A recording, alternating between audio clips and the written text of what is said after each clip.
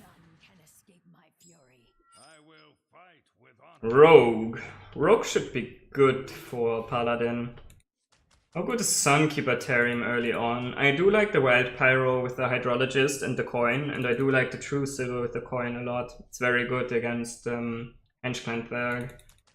Tarim is an amazing card, so maybe I should just keep it because my early game is very, very strong here already.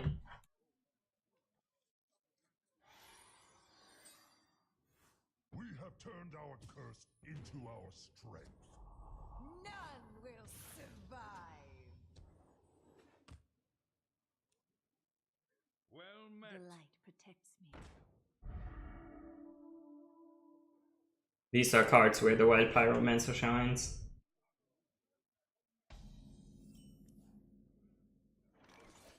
I'm not gonna use the coin yet. That's a bad draw, obviously.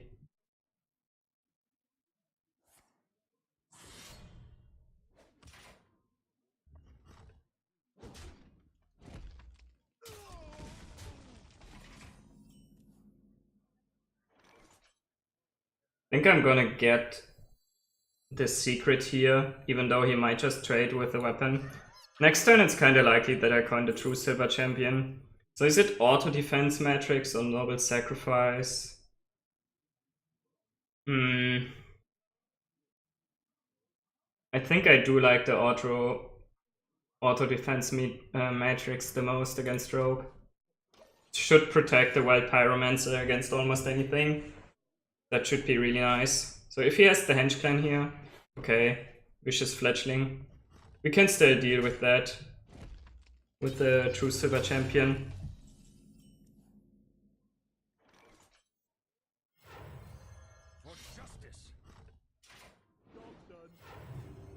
So next turn we have Wild Pyromancer, Hero Power, Auto Defense Matrix. Could be good enough. We want to kill as many minions as possible to prevent a good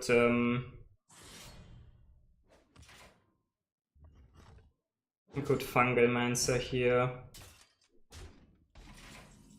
Another True Silver. So I could just trade the 1/3 and play another True Silver. That might be a lot better against Fungalmancer, right? On the other hand, I'm losing a 1/1 that way, so I think I always kill the 1/3 here. Now the question is if I make a 1/1 here, play the Wild Pyro and the Auto Defense Matrix. If I do that, he can still kill the Wild Pyromancer, he cannot kill the 1/1. And if he plays Fungalmancer, he doesn't get a buff Divine Shield minion. Also makes my next turn a bit more mana efficient. Makes him lose the weapon. I think this is a bit more useful.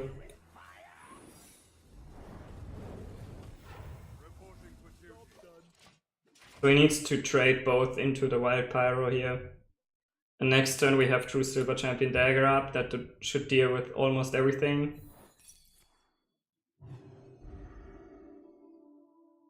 Or that doesn't matter here for attacking him, right?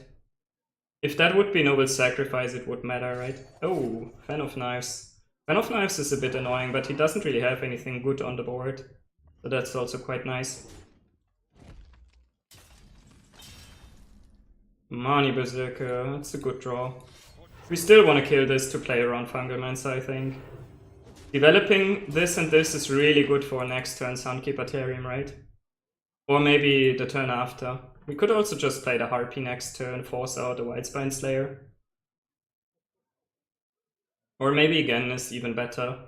Should also force out, or not force out, but it should also bait out the Whitespine Slayer, right?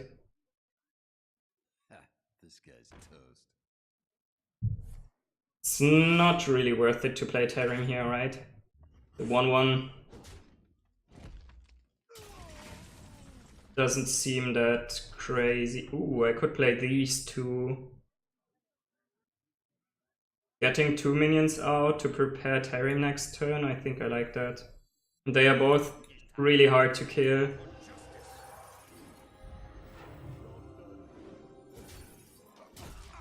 Now he has double Divine Shields, man! Oh yeah! I wish that would be possible.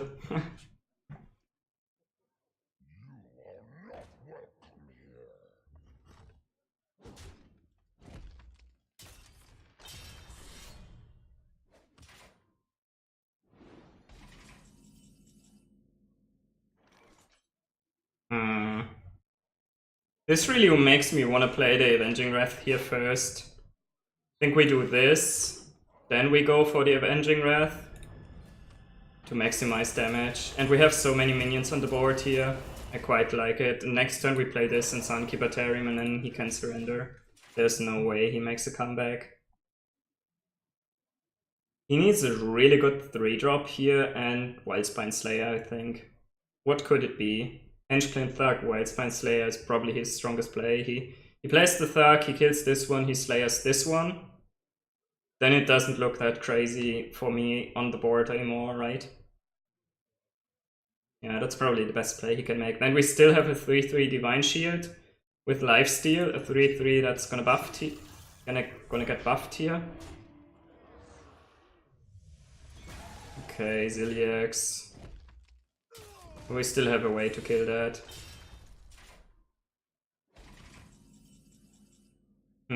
Should I play Valanir here first? Valanir's good, right? Keeps my Mani Berserker alive. Tarim doesn't do anything useful this turn, so I think I play Valanir. And then the question is if I play the Kangor, probably, right? I think if he plays a Wildspine Slayer onto that, I really like that.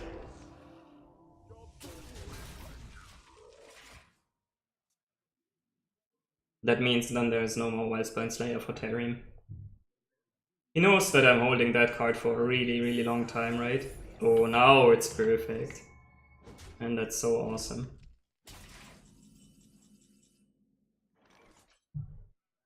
He's gonna surrender here, I think.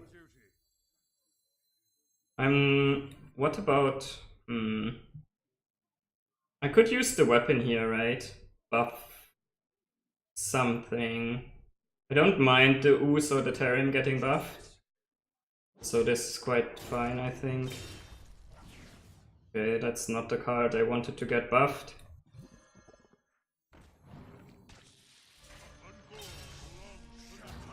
I'm just taking the extra health here because I think he can just never make a comeback this way. And then I'm not there to some insane burst damage like Leroy Cold Blood. I don't even know. He never has enough, right? So this is just super secure.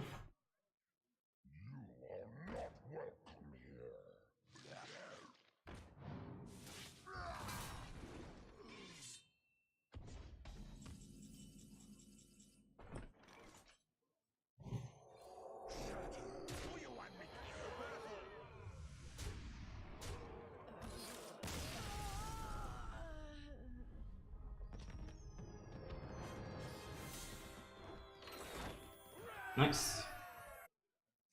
Uther versus Rexa.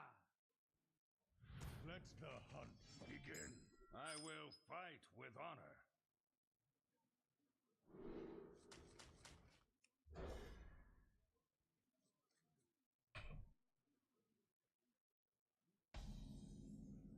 We have turned our curse into our strength. Reporting for duty. Well met.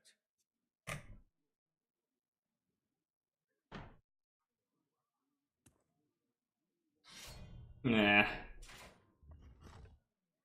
Early Candle Shot is very strong. I'm still going to play the Ooze here, I suppose.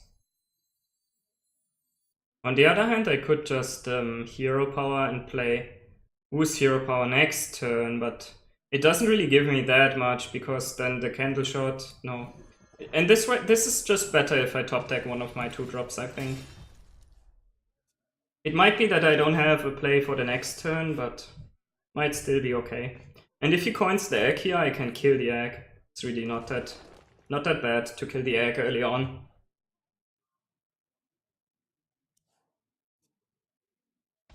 So he goes for the tracking. Do I play Wild Pyromancer here? I suppose so.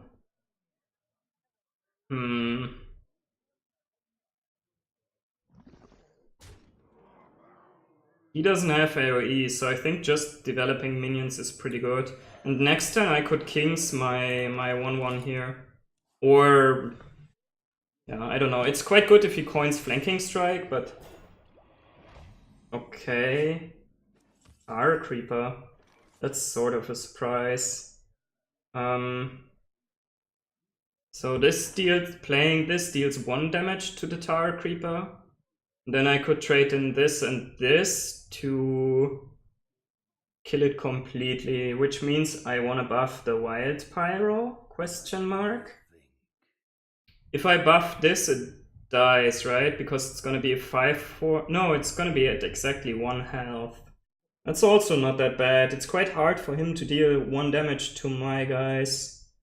You can do it with coin later on, but this is quite sweet. We are pushing 6 damage, and he has shown that he's not Spell Hunter, so there's not a huge risk of Explosive Trap. I think he should. Well, honestly, I'm not sure which deck runs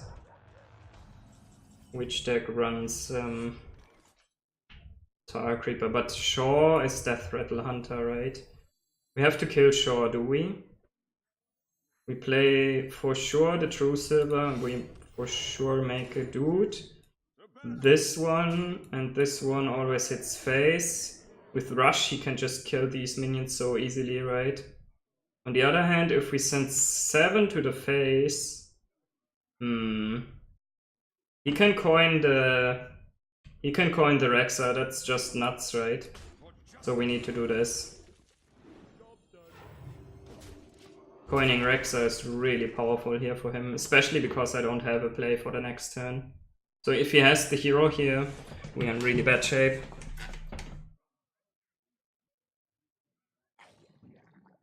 Okay, at least not coin Rexa. If we can play that Spike Steed, that's just gonna be very strong here.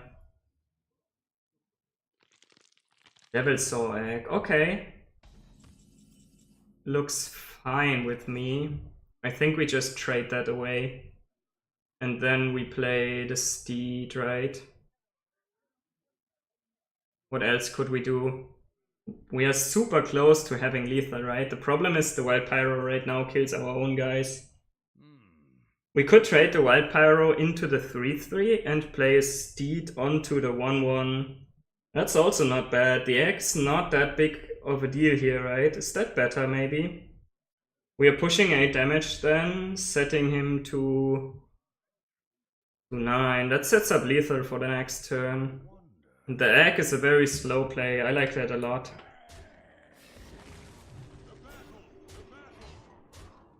And he has a really hard time killing that 3/7.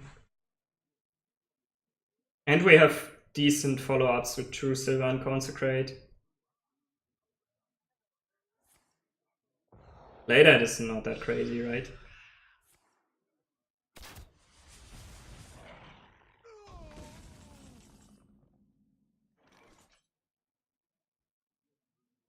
We push damage, right?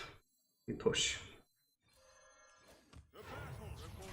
So the only card saving him here is Deathstalker Rexa. And is that even going to save him completely? I don't think so, right? He can... No, it's not saving him, right? He's only getting 5 health. He needs, I think... he needs Hunter's Mark plus Deathstalker Rexa to stay alive.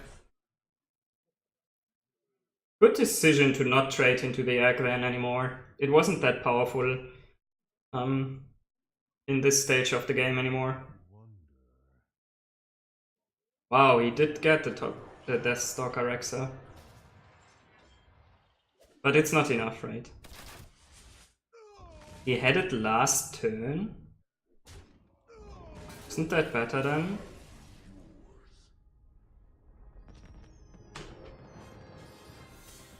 I would need to double check that.